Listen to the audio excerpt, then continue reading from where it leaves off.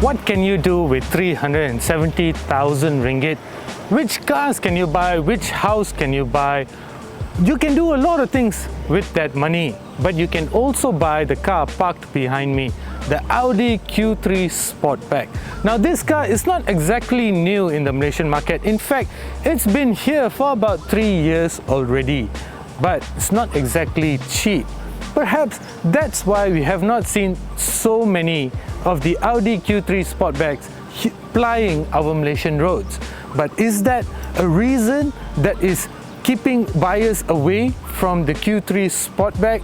In this video, we want to explore what is it exactly that is keeping buyers away from the Q3 Sportback, because in my books, I really am not seeing that many Sportbacks on Malaysian roads. Now, the main difference between the regular Q3 and the Sportback is obviously the design, because the Sportback has, well, quite obviously a Sportback design, which just basically means that the rearwards of the car is sloped quite aggressively. And usually this would mean that the interior has, well, there's a sacrifice to be made when the roof suddenly drops like this. But as I found out during a recent trip with my family to Ipoh, it actually it's not that bad. It is on the smallish side, but I wouldn't say that it's a deal breaker. The design though is quite lovely. Let me show you. The model that we are seeing here right now is the 2.0 model, hence why you're seeing the honeycomb design, the LED headlights, and it basically means that this is a quattro car, which means it's a permanent all-wheel drive machine. I'll get to that shortly. But if you come over here, you get 19-inch wheels, this beautiful blue color, the sloping roofline which I was mentioning to you earlier, more LED rear lights as I was telling you about earlier, and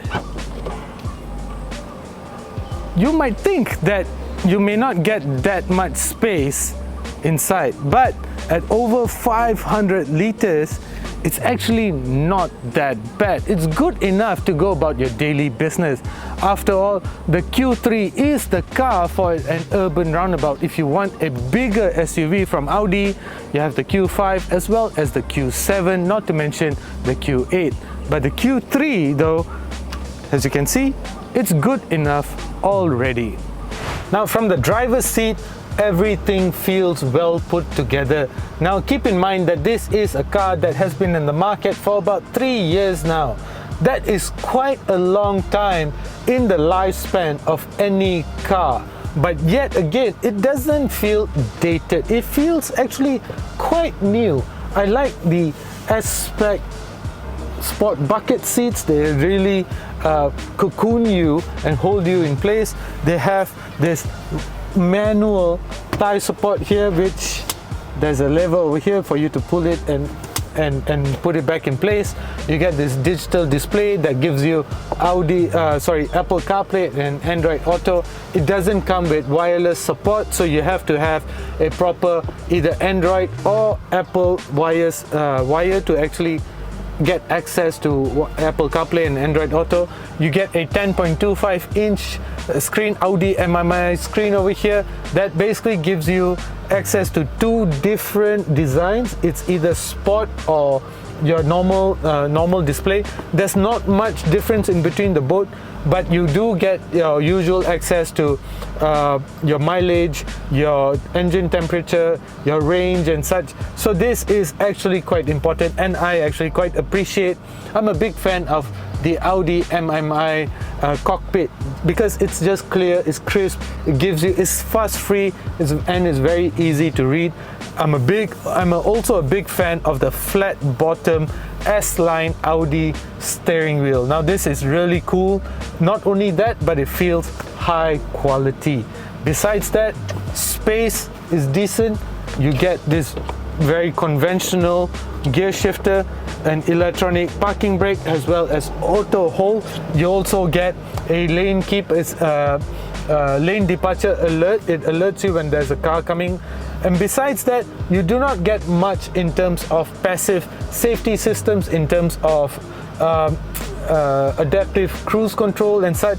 So besides that, it's not exactly a deal breaker, but it's quite expensive of a car to not have all those systems in place already. The back seats of the Q3 are obviously on the smallest side. As I mentioned earlier, the Q3 is not obviously the biggest SUV in the Audi lineup, so space is quite tight. The front seat is adjusted to my preferred driving style. I'm about 6 feet tall, roughly about 180 centimeters. So as you can see, space is tight. Headroom though is quite generous, and I'll tell you, the Toyota Vios has versatile as it is, has lesser headroom than the Q3 Sportback. That's just for reference. You do get rear air conditioning vents, you do not get any USB ports, you do get more storage space over here in the form of cup holders, and that's about it.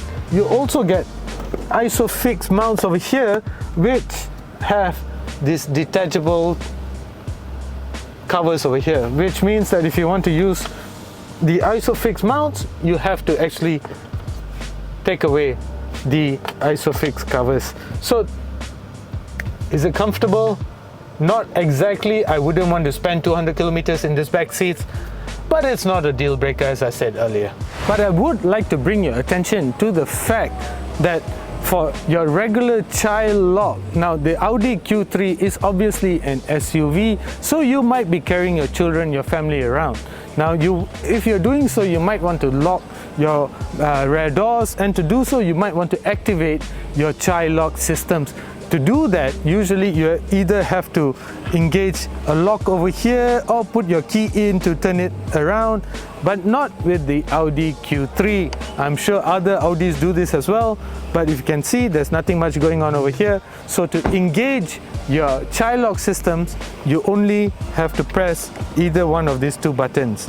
Now this means both the doors are actually have their child lock systems engaged. Now if I want to disengage them, I just press this and press this. That means that the back doors have the child lock disengaged. I think this is a very cool system. It's just electronically engaged and disengaged. I think more cars should have this system, because it can be quite tedious to come in here and actually manually adjust them and such, especially when you're already on the move on the highway and you realize that your back doors do not have the child lock safety systems in place. So that usually means that you have to find an R&R, park the car, engage them and start moving. So in electronically adjustable systems such as this, makes your life that much easier. Power is provided by a 2-liter turbocharged engine producing about 180 PS and 320 Newton meters of torque from a 4-cylinder turbocharged engine. It's not exactly powerful. In fact, when I was driving to Ipoh, I found it hard to keep up with cars at about some pretty illegal speeds that I will not mention over here, right? So anyway, efficiency is definitely the name of the game over here. To be honest, I was stuck in a 3-hour jam from Ipoh back to KL yesterday. Traffic jam was enormous, but I saw a fuel consumption figure of 7.4 liters per 100 kilometers. So in that sense, efficiency was quite decent. And keep in mind that this is an all-wheel drive car, not only that, a permanent all-wheel drive car. So power, usually fuel consumption for such cars are usually on the higher side. So 7.4 liters per 100 kilometers is quite decent.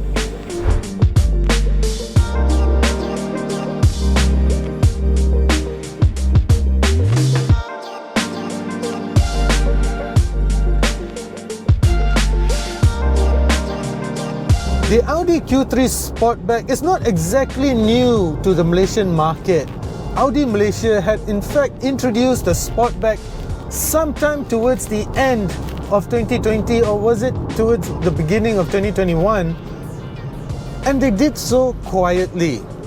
But the real question here is, why are we not seeing more of the Sportbacks in Malaysia, on our Malaysian roads? We see quite a bit of Q3s but very little, in fact almost none of the Sportbacks. If you know of anybody that is driving a Sportback, please tag them in this video. I would like to know more about why we are not seeing more of the Sportbacks in Malaysia, which I think is a bit of a pity because it is quite a good car. There's no doubt about it. It may not be very big, but I did take my family for a short weekend's getaway to Ipoh for 3 days.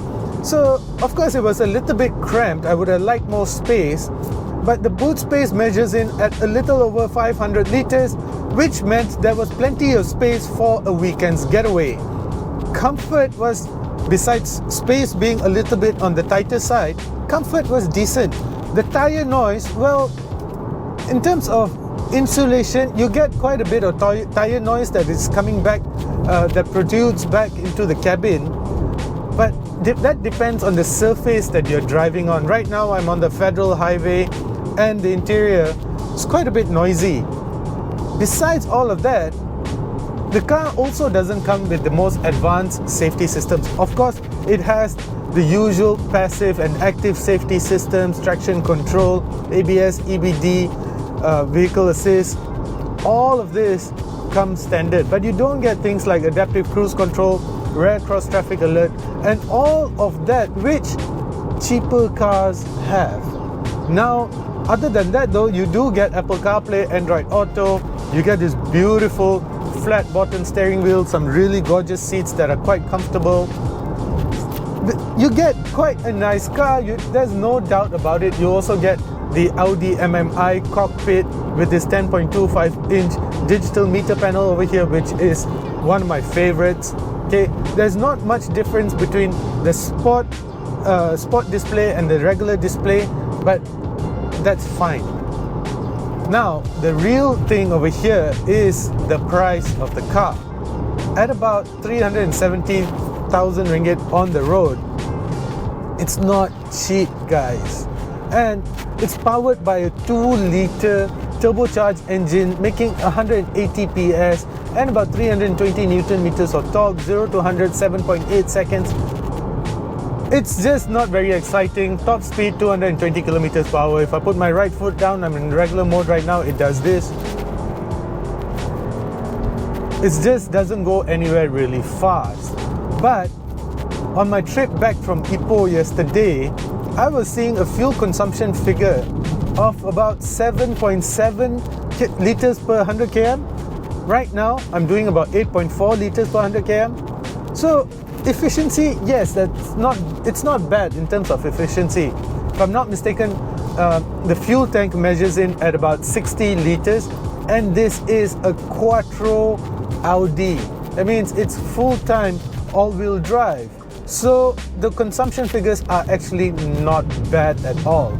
I have a remaining range of about 120 kilometers and I'm still at a quarter tank. Not bad lah. So efficiency is quite decent, even though performance takes a beating. I can't say much about that, but what is the real issue here, the elephant in the room when it comes to the Audi Q3 Sportback, is the fact that it is really expensive. 370, 360 plus in fact. It just smack bang in the middle of some really nice cars. The A35 AMG is a beautiful car, there's no doubt. You know, you even have the BMW M340, which is slightly more expensive, about 20 to 30,000 ringgit more expensive. But that is an amazing car, and that just doesn't translate to a lot of difference when you consider the difference in terms of monthly payments. So the Audi Q3 Sportback is placed, in terms of pricing, it is placed smack bang in the middle of some really interesting cars from other car makers, whether it's from the used car market, the parallel import market, or just brand new cars. And that is the real problem with the Q3 Sportback, which I think is a bit of a pity. Why is it so expensive? Because it's a fully imported unit, made in Germany if I'm not mistaken. Yeah, so that's the problem over here.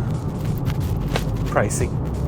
So again, the fact of the matter is, the elephant in the room over here is the only reason why we are not seeing a lot more of the Q3 Sportbacks on Malaysian roads is simply because it's a very expensive car. At between the 360 to 370,000 ringgit region, you can get some pretty exciting cars. As I mentioned earlier, the A35 AMG, the BMW M340i, which even though it's a slightly more expensive, but when you deduce it to monthly installments, it's actually not that much more expensive. And that's not even considering the second-hand car market. There's no doubt that it's quite the looker. There's no doubt about that.